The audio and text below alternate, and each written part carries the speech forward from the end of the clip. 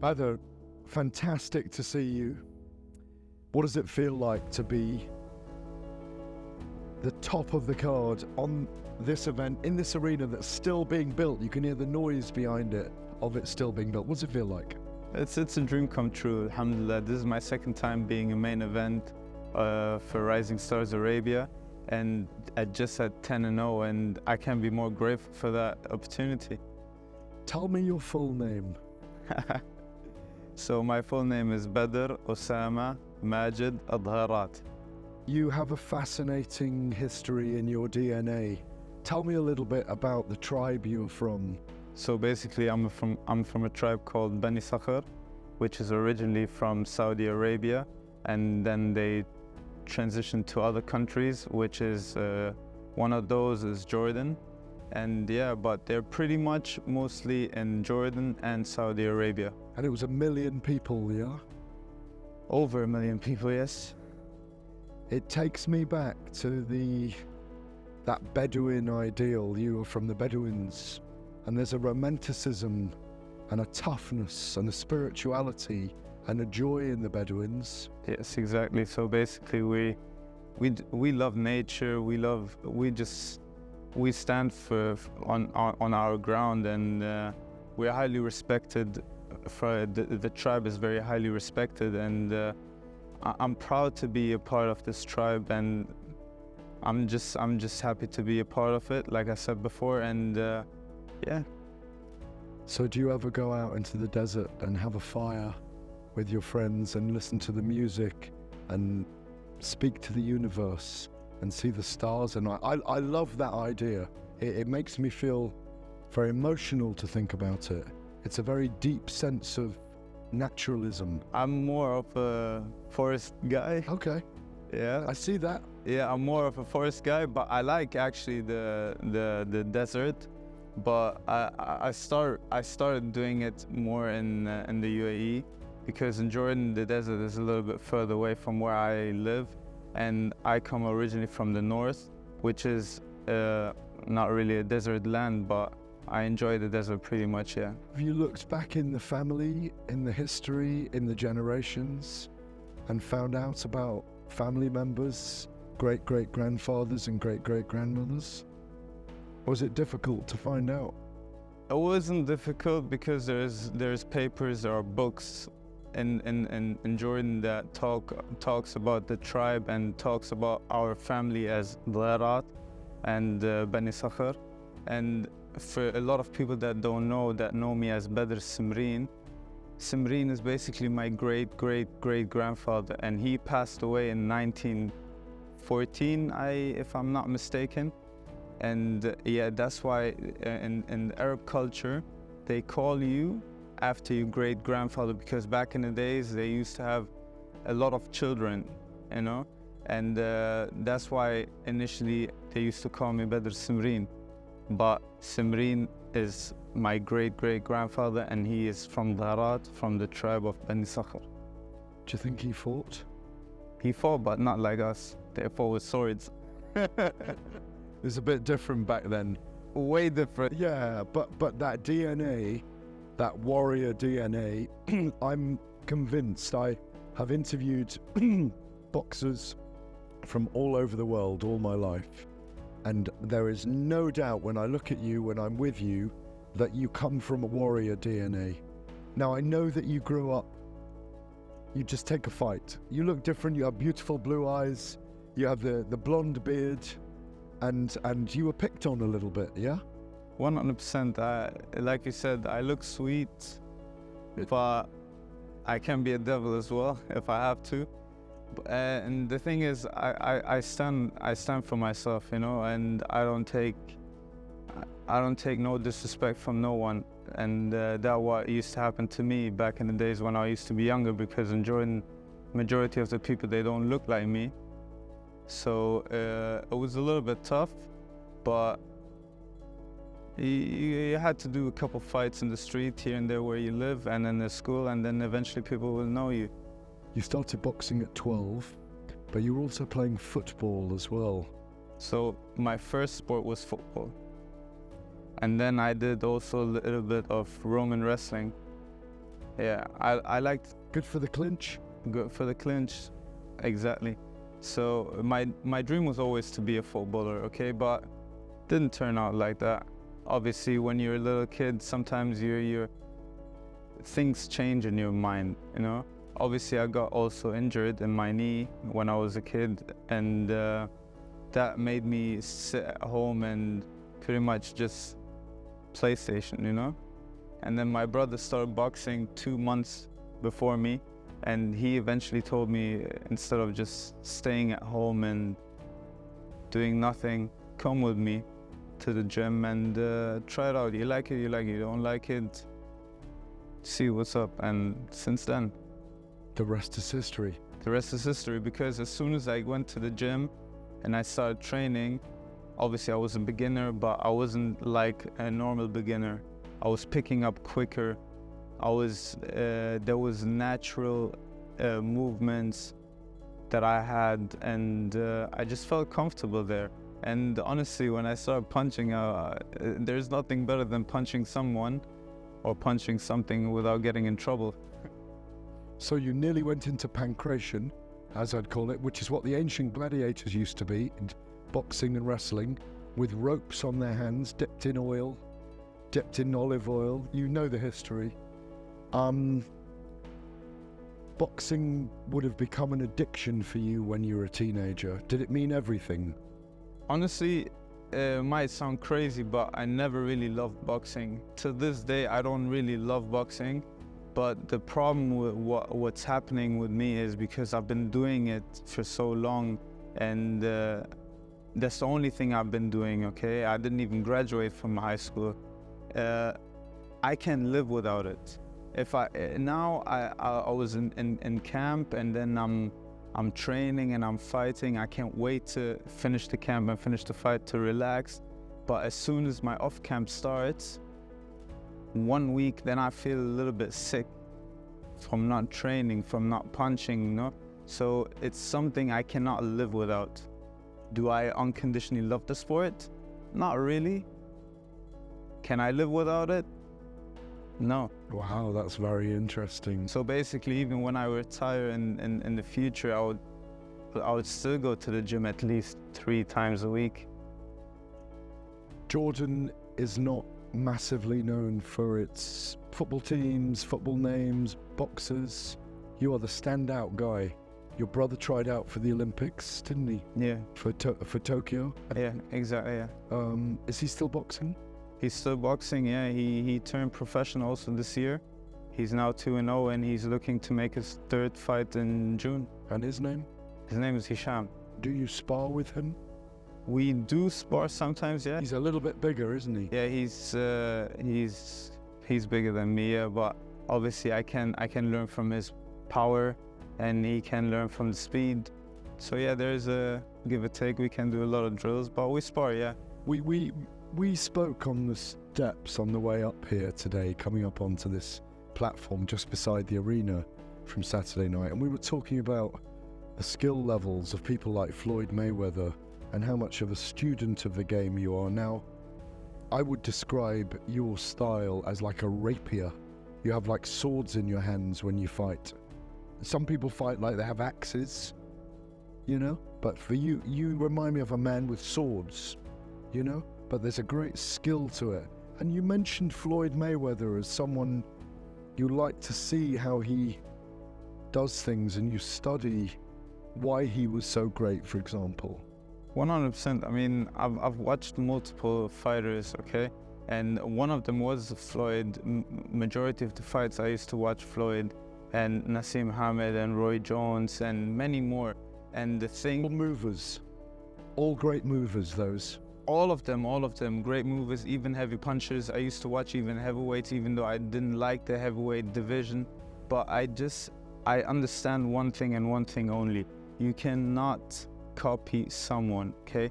You need to make your own style. And in order to make your own style, you take stuff from here, from there, from different fighters, not necessarily world champions. Even if you watched an amateur fight, okay? And you saw an amateur fighter did something useful, something good, okay? You take that and you implicate it in your training, and then eventually it will come into your own style, and then you will become something new, and then eventually people will start watching you, learn something from you, and that's how you inspire other boxers to, you know, to have their own style, to create something new. You obviously you're unbeaten in 10 fights with 8 stoppages. You know you have a very exciting style, don't you? It's a very exciting style. Is that deliberate, or is it just how you fight? It's more natural. It's more natural, but I can change things up. When people watch me and they know I'm a calm fighter, I'm a collective fighter. You cannot sleep when you're fighting me. So if you flinch for 1 second, it can finish very bad for you. But what also people don't understand is that if I had to brawl, if I need to go dirty, I can do that as well. And if I had to start punching 1,000 punches in a round, I have the condition to do so as well. I'm prepared for every single type of fight I need to fight. But what I do is what I do. So, back in Jordan, I want to stay on that theme for a moment, because you have given interviews before where you've said, I really want to be an inspiration for young people. You're a young person yourself, but very mature. You want to be an inspiration for young people in Jordan, and you've had to leave your country to live in the UAE to make your path. Is that true? It's very true. Unfortunately, in Jordan, we don't have something called professional boxing. In order for me to turn professional, or anyone, okay, they need to leave Jordan, like what I did. And when I was a kid, when I started boxing, actually, I was always watching the pro boxers. I never really looked at it into amateur boxing. I joined the national team in 2014, but that was never really my dream. That was never really my what I wanted to do. I always wanted to turn professional.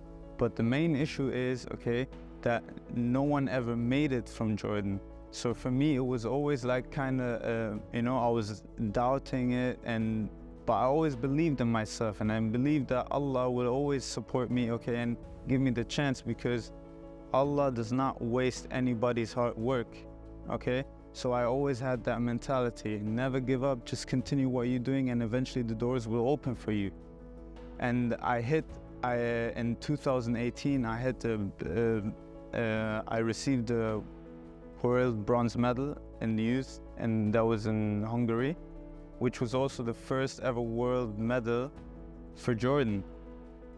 So basically I made history, and since then, from 2018 to 2021, I used my social media for my main power.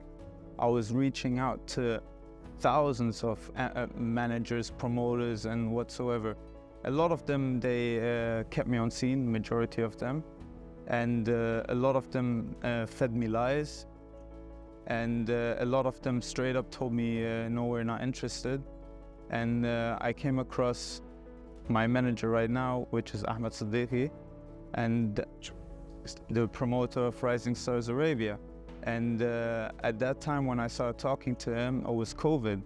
He liked how I fight, he saw potential in me, and he promised me, he was like, Bedr, as soon as COVID slows down, I'll make sure that I'll bring you over. I also had, like, you know, trust issues a little bit, because I heard that before, you know, from 2018 to 2021. You're talking about 3 years, people just lying to me, you know? And COVID slowed down, and boom, here I am. He brought me here, he stood up to his word, and he did what he promised me. You made a huge impact on the night when Anthony Joshua and Alexander Usyk fought for the second time in Jeddah. You were fantastic that night. I remember everybody talking about you after. Who's this guy?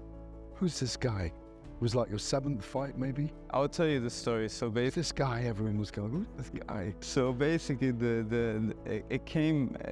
I was the first. I was the float bout. Okay, so I was gloved up at 5:30 p.m. Okay, and then I was supposed to fight before Callum Smith. okay? So basically there was Philip and Zhang, they were the co-main. Hergovich and Zhang, yeah. Yeah, and before that was Callum Smith. And I was supposed to fight before Callum Smith fought, but all of the fights got delayed a little bit, and then they let Callum Smith go in. And then the guys from the event told me if Callum Smith knocks his opponent out for the 8th round, Which he did was you go in. No. He knocked him out in the 7th or 7th, yeah.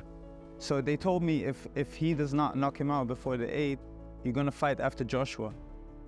And then I was remember I was gloved up from 5:30, and that was like 11 p.m. when they told me to jump in because Callum Smith knocked his opponent out, and I had the chance to go. It was luck. It was luck, and I feel like it was meant to be more than luck. You know, it was meant to be for me to go in that right time, to shine, basically, because that was the time, like you said, where everybody recognized me and it was like, damn, he's a good fighter, you know? And I was supposed to fight 6 rounds, but it was 4 rounds. I stopped him in the 4th. And it was just a crazy experience. It was millions of people watching around the world, and the venue was full, around 20,000 people. So when I walked towards the ring, I just felt like, damn, that's so crazy. Like, I feel amazing. I did not feel not a bit of nervousness. I wasn't scared. I wasn't worried. I was excited. I was like, it's your time. It's your time. And I really felt like I was supposed to be here. I was supposed to be here at that time. And man, I made sure I put on a great performance. I finished the fight. I stopped him in the 4th. And with those slashing rapiers. yeah, and by the way, after the fight, an old man came up to me, touching me on my shoulder, and I turned around. A very charismatic guy. I know who it was. Guy. Can I guess? Was it Roberto Duran? No, but he also was there, and he came up to me as well. But the other guy who I'm talking about was in a suit, British guy. Take another guess. Daddy Hearn? His father. Barry Hearn. Yeah. He came up to me. Amazing. He came up to me. He's like, kid, if you're shit, I would tell you you're shit. But you look like a world champion. You have the potential to be a world champion. And he asked me this, may I have a picture with you? Amazing. And I didn't even know who it was. He's a great guy. And then I asked my manager, Ahmed Sadiq, I was like, who's this guy? He's like, this is Eddie Hearn's father. Yeah. He'd been in the game 50 years. And this is what I'm trying to say, because if he is saying this, okay, and other guys are saying this, like Roberto Duran, he cheered me up. He's like, no, I remember Roberto Duran enjoying your victory. Yeah, he's like campeón, because he doesn't speak English. But those guys, okay, Hall of Famer, been in the sport for before I was born, and telling me this, it can only mean something. All I have to do is just get better at it. And before I talk about your opponent on Saturday night and your undefeated record and all these things around the boxing, because it's amazing to learn about you as a man, you as a human being. You mentioned God just now, Allah, and you said about things happen for a reason. Why do so many boxers have such strong faith? So many boxers, faith is so important to them. Why do you think? Because we're nothing without him. He can take everything away from you in a second. I think it's more than that. I think you are committing. The thing is, what a lot of people don't understand is that if you believe something, you believe it. Yeah. You can't know something and say you believe in something. So when we say we believe in it, we truly 1,000,000% believe in it. Yeah, it's absolute. There's no little bit of doubt, you know? That's why we have those strong beliefs, because, I mean, there's a lot of signs that are in the Quran that are happening right now, like something that's been written 1,400 years ago, okay? And it's happening right now. It can't be a coincidence. Can I suggest something? because fighting is ancient as well. Fighting is just as old because you're testing yourself. It's a struggle for survival.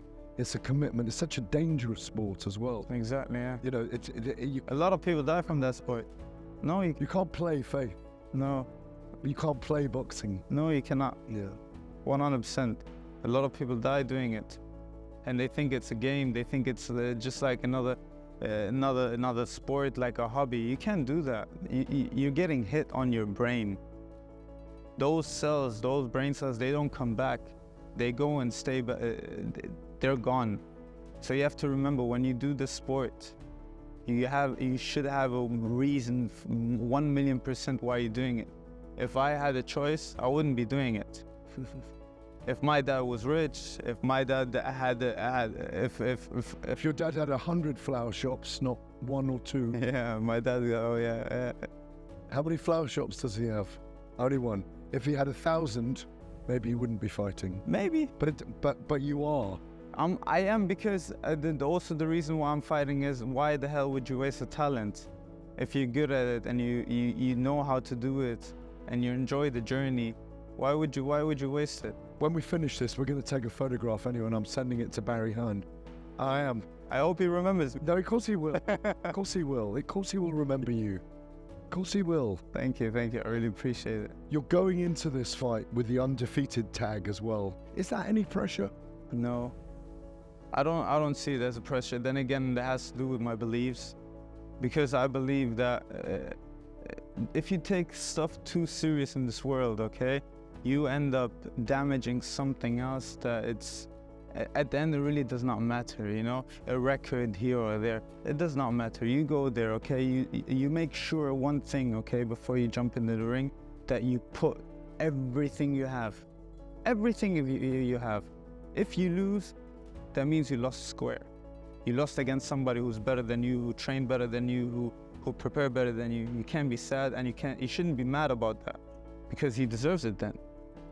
But if you lose a fight because you didn't do this, what you're supposed to, then that's your problem, that's your fault. But I make sure that when I train, I put everything. I'll make sure when I fight, every fight, even if it was my first fight, it's like a world title fight. In my eyes, this is my 10th world title fight, 11th, okay? So I make sure that I'm prepared from every single angle. There is no shortcuts, not in my training, not in my fighting. And I don't look at loss like other people look at it. For me, loss is not in a dictionary. For me, loss is a lesson. You live and you learn. Can you remember the last time you lost? Last time I lost was 2018. And you remember it? I remember I lost in the semi-finals in the World Youth Championship. And it's a horrible feeling? Honestly, no, not. I would tell you why, because 2 weeks before the tournament, I broke my right wrist. So I fought 3 fights with a broken right hand. I did everything I could. I won I went by the first round, and the first fight, the second fight, honestly, my hand was the pits. So when I reached to the semi-finals, okay, it was practically finished, okay? So there was not anything I could have done. I put everything I could, but but if I didn't fight, then the regret would start eating me. What if I did this? What happened if I fought? What would have changed, you know? But I made sure that I didn't leave that little bit of regret. Tell us about your opponent on Saturday night. My opponent, he's from Panama, Southpaw. He was IBF Latino champion. Quick hands, quick feet, but I just believe I'm an overall better fighter, and I know his weaknesses, I know where he's strong at, I know what I need to do, I'm prepared. I'm focused, I'm sticking to the game plan. Are you hunting him down and beating him up? Well, obviously I will, but... I just see you with that kind of mentality. I know it sounds maybe over-exaggerated. No, it will come like that. It will eventually come like that, but in stages. I'm gonna feel him out the first round, see what he does, you know? Even though I already know what he's gonna do. Because when a fighter does something for multiple times for all of his fights, he's gonna do the same thing again with me.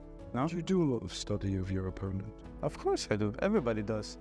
It would be weird if you don't do it, no? He's 13-2-1 with 2 KOs now, and his name, of course, Orlando Mosquera de Panama. And when someone doesn't have a lot of knockouts on their record, is it easy to make assumptions about them? No. You should never underestimate somebody, because at the end of the day, you have to remember it's an 8-ounce glove. So any precise punch can finish everything. You know, it doesn't matter. Lightweight, heavyweight, featherweight. It just has to be an exact punch. And if it comes, it comes. And you might get knocked out. But I know that I have a strong chin. I'm not scared of that. I got clipped by heavier people and didn't get rocked. But I know where I am in the sport.